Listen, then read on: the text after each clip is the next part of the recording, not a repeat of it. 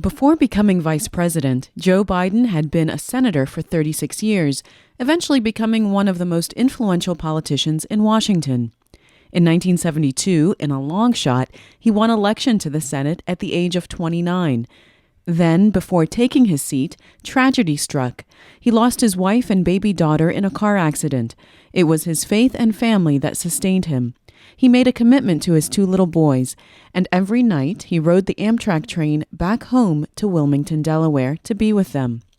Veteran journalist and author Jules Witcover has written a biography of the vice president called Joe Biden, A Life of Trial and Redemption. He joins me in the studio.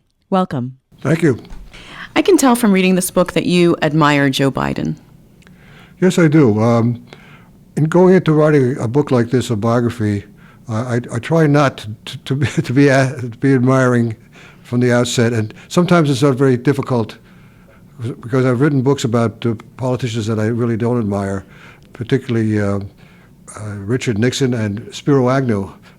But I think that in writing a biography, you have to try to be fair. You have to try to go in, put aside your preconceptions, and just write the book based on what you find out in the course of reporting it.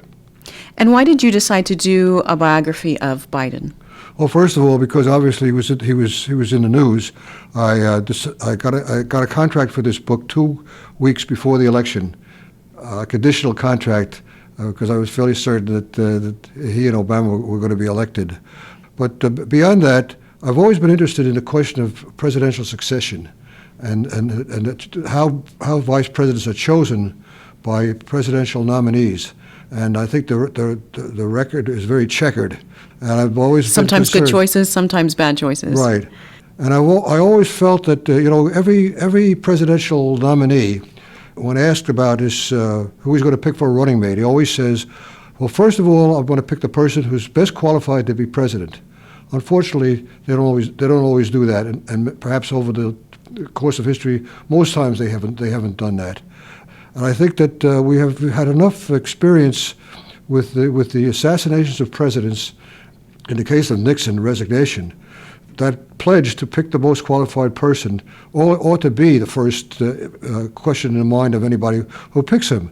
I was astonished, for instance, in 1984, when the first President Bush selected Dan Quayle as his running mate, who before the choice, during and after the choice, was widely ridiculed. And what bothered me most about that choice was that the first George Bush personally had plenty of reason to think about succession, inasmuch as after only 1 month in office, Ronald Reagan almost was assassinated and he would have become president. Tony Blinken, Biden's chief foreign policy advisor, says this, quote, "His greatest strength is his greatest weakness." What do you think that means? Well, I think it means that he's very open-minded and he says what he thinks. And I think that for all the criticisms he's received for talking too much and for sometimes committing gaffes, Blinken's notion is that what you see is Joe Biden. Here's a good example of Biden's talkativeness and how, in somebody's view, former Republican Senator Chuck Hagel is not always a negative thing. Here's what Hagel says. "Joe does talk too much, and he knows he talks too much.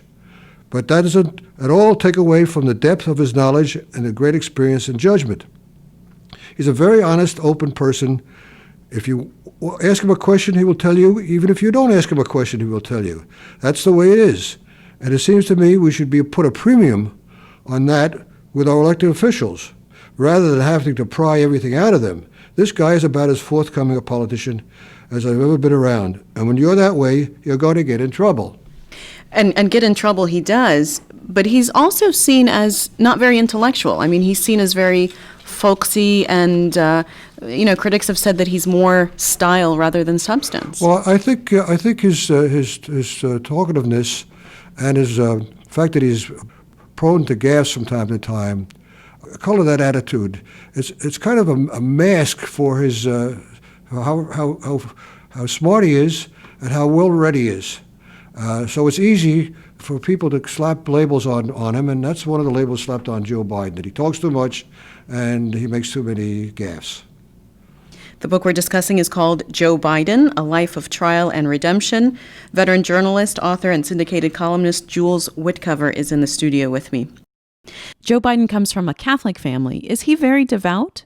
Very devout. He's not a stick in the mud Catholic. As a Catholic, I feel I can use that expression. But he's very devoted, and the family is very tight, extremely tight. They've been with him all through all his tribulations, particularly the one you referred to when he lost his wife and infant daughter a week before Christmas, right after his election to the Senate, and both of his sons were hospitalized. As you say, that was why he went back to Wilmington every night after becoming the Senate, and continued to do that until he left the Senate, incidentally. But before we get to that, when did he decide that he wanted to be a senator? He was elected first as a county councilman in Newcastle County, Delaware, the largest of the only three counties in the state. And shortly after his election as the county councilman, he went to the Democratic state chairman, who happened to be a member of the council in Newcastle. And this fellow thought that Biden had come to see him to get advice about how to be a county councilman. And he said, well, no, I'm going to serve my term, but what I really want is to be in the Senate. And the county chairman said to him, well, why would you want to do that? You would have a much bigger constituency if you became a state senator. And Biden said, oh, no, I don't mean the state Senate. I mean the United States Senate. He wasn't interested in going the traditional route of one step at a time, getting to the Senate. He went on the prize from the beginning. And he took on a very well-established candidate and beat him to get to the Senate. And a very popular, one of the most popular Republicans in the state of Delaware, who had previously been governor. So how did he do it? Well, he did it by a tremendous family-based grassroots campaign. Plus, the candidate, the Republican incumbent, wasn't that eager to run again. So he didn't take Biden seriously. And Biden and all members of his family, his wife and his sister particularly, his younger sister, who was his campaign manager, and all the members of the family just campaigned endlessly across Delaware, which is not that difficult to do. One of the things about the state is that it only takes about 2 hours to travel by car the length of the state, and you can probably go across it in a half an hour in some places. So they just smothered the state with young people. It was at the time of the Vietnam War. There were a lot of criticism against the Vietnam War, and he was able to build up a whole army of young people to campaign statewide. So he had just won this very unlikely election. Everything's great. He's on top of the world. He was only 29 at the time. He had to wait till he turned 30. And well, he had to wait to become 30, but his birthday was just before he was going to be sworn in. But then the tragedy strikes. I mean, had he considered just giving it up and not taking the Senate seat? Yes, he did. He was totally devastated by the accident. All he thought about at the time was the loss of his wife and baby and the survival of the boys. Even before he was in the Senate, he stayed at the hospital every night with the two boys, and he had to be really persuaded by Democratic leaders in the Senate to even try it out. He finally agreed, and his family also saw being in the Senate as some kind of therapy for him, and urged him to go back and try it at least for 3 months or 6 months. And Senate Majority Leader at the time, Mike Mansfield, called him every day, and other elder leaders of the Senate like Hubert Humphrey and Ted Kennedy would either call him or go to Delaware to urge him to come to the Senate. He finally agreed to do it, but it was a very hard period for him because of his grief. And how did he do those? How did he do those first few years in the Senate? Well, he because he commuted every day, he wasn't well known by the other senators. They couldn't form an opinion of him.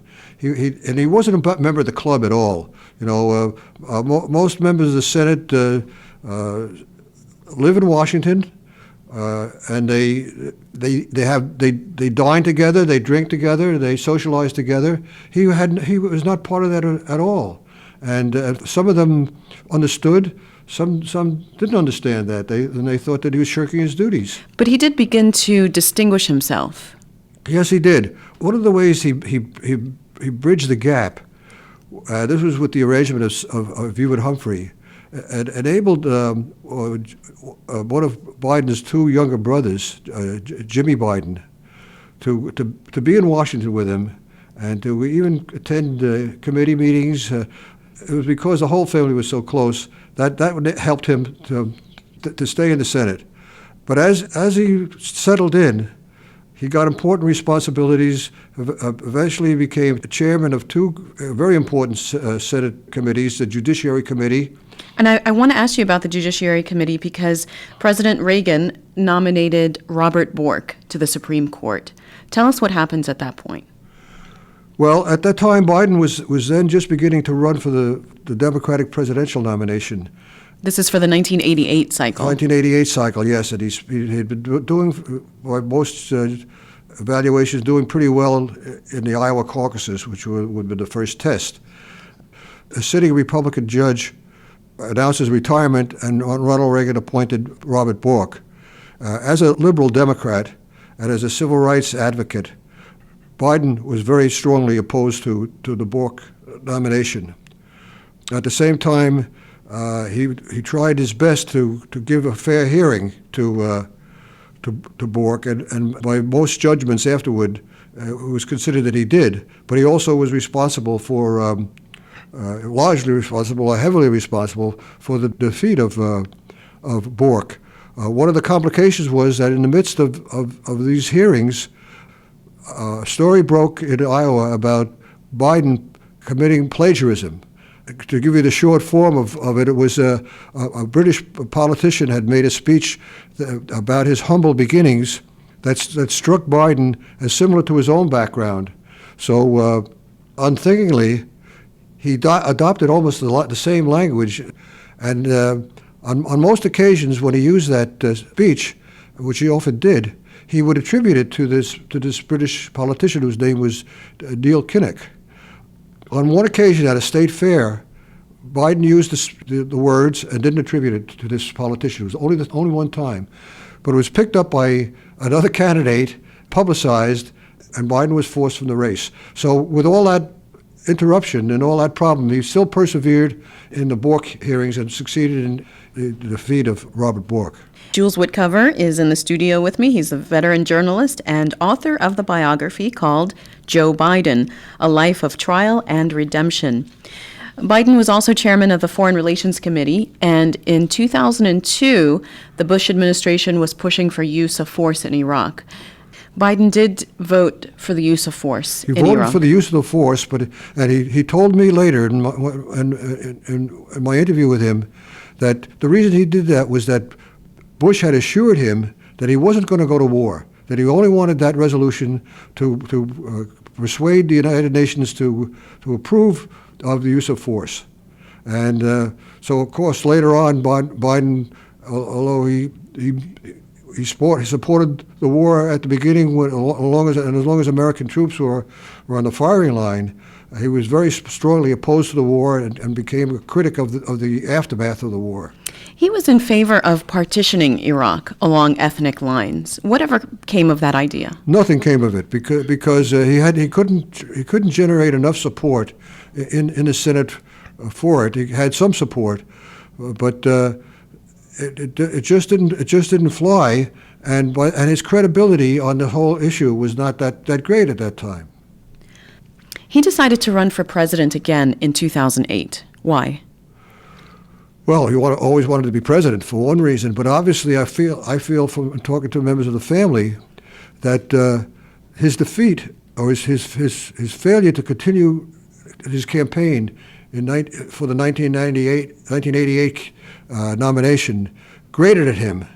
And it wasn't so much that he didn't get the nomination, but it's a thing about Biden and the Biden family in which pride and and reputation for honesty is extremely important. I think far beyond the pale for most families. When he was forced to get out of that race on the charge of plagiarism, it cut him to the quick. It went right to who he thought he was. Biden, to this day, in talking to crowds to try to persuade them of what he is pushing, he will often say to them, "I promise you," or I promise you, I give you my word as a Biden. Mm-hmm. And what he meant by that was that you could take it to the bank. If I said something, that was it. And this episode in the Iowa caucuses in 1987 was a direct refutation of that reputation, and he wanted always to build it back.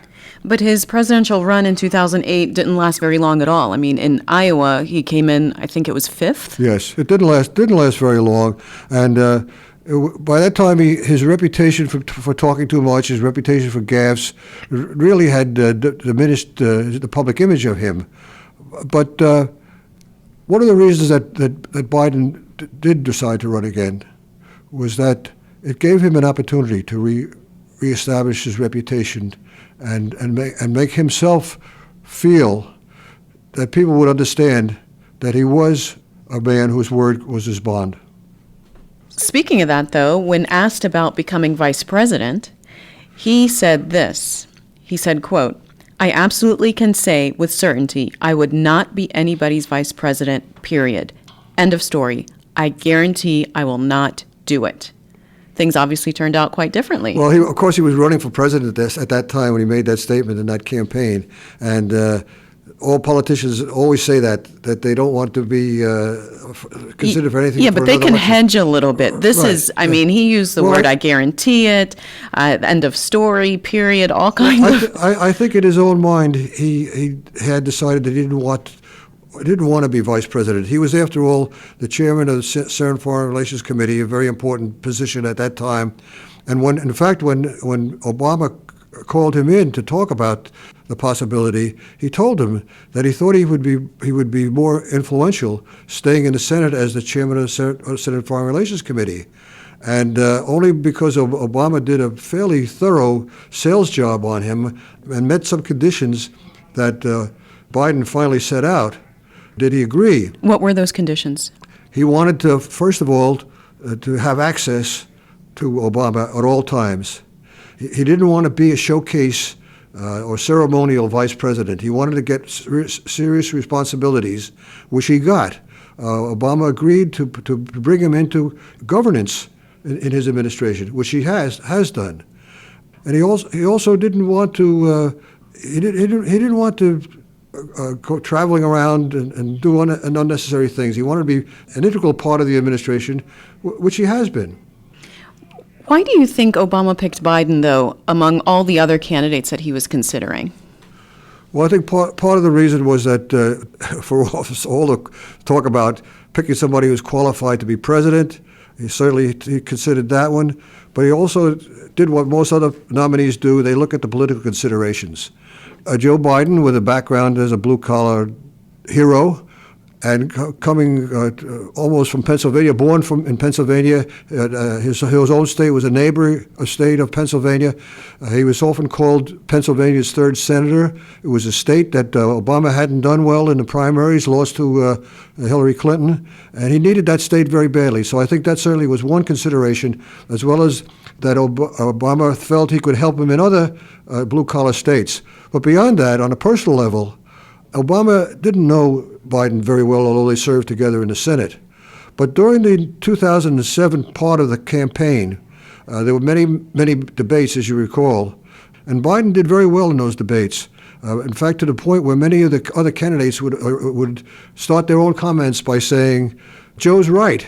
And I think Obama did that himself a couple of times. So he really was impressed by the substance of Biden as a result of Biden's debate responses. And you may remember in one debate, it was in South Carolina, and the moderator, Brian Williams of NBC, asked Biden straightforward, if you be president, would you be able to give clear answers, direct answers, and not get into a lot of trouble? That's not the exact question, but that was the gist of it.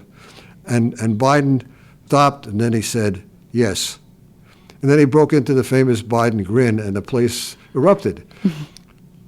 Well, speaking of debates, so there was, of course, the Palin-Biden vice presidential debate. Mm-hmm. That was one debate. How did Joe Biden do in that one? He did very well, and I think that part of it was being Joe Biden, and part of it was the preparation. But he also had to be careful of seeming condescending because, well, I think, yeah. I mean, the difference in, if we were just to say foreign policy knowledge and experience was, I mean, it's not even close. Right. But Biden had experience in debating women candidates. He had at least two women ran against him for the Senate, one of whom was Christine O'Donnell. And, of course, there was no contest. But Biden was very careful not to be patronizing or condescending, and he carried it off very, very well. In 2009, President Obama conducts a pretty extensive review of the war effort in Afghanistan, and he brings in his entire national security team, including Biden. What role did he play in that? He played an extremely important role in keeping Obama apprised of what was at stake. Obama was under tremendous pressure from the generals to bring additional troops into Afghanistan, which eventually he did. But Biden was important in reminding him and helping to refocus the effort from rebuilding Afghanistan, nation building, to the original target when we went into Afghanistan, which was to get Osama bin Laden and Al-Qaeda. From what I understand, Joe Biden was the voice of, let's do counterterrorism. Let's just go after Al-Qaeda and their leadership and flush them out and not worry about the Taliban. Well, I wouldn't say he did not worry about them, but certainly the focus should have been, he argued the focus should be the original focus, going back to breaking up Al-Qaeda. And rather than counterinsurgency, yeah, which is really what we're still doing. What happened was a kind of a blend of those two things, and Biden was instrumental in that. And also you recall that a deadline was set, or not a deadline, but a timeline was set, at which Obama agreed that American troops would begin to come out of Afghanistan. But Biden was very critical in that setting that timetable. Will Joe Biden run for president in 2016? My guess is that he won't, but some of the people who are around him think he might well do that. Jules Witcover, veteran journalist and author. The book is Joe Biden, A Life of Trial and Redemption. It's published by William Morrow. Thanks so much for being on the program. Thank you.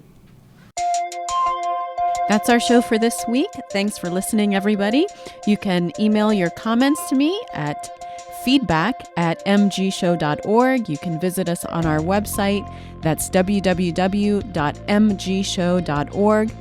And we're also on Facebook, so you can find us there. Thanks for listening, everybody. I'm Mimi Geerges, and I'll be back again next week.